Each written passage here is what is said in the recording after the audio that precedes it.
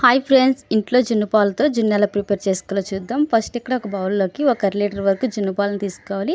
ఇవి first day పాలండి. 1 litre జున్ను పాలకు గాను 1 లీటర్ ప్యాకెట్ పాలు తీసుకోవాలి. తర్వాత అందులో మనం తినే తీపికి అనుగుణంగా బెల్లాన్ని వేసుకొని, మిరియాల పొడి, యాలకుల పొడి 2 టీ స్పూన్లు వేసుకొని బెల్లం కరిగేంత వరకు కలుపుకోవాలి. ఇలా మొత్తం కూడా కలుపుకున్న తర్వాత ఇక్కడ చూపిస్తున్నట్టు మూత ఉన్న స్టీల్ బాక్సులు తీసుకొని ఈ జున్ను పాలు మొత్తం కూడా బాక్స్లోకి వేసుకోవాలి.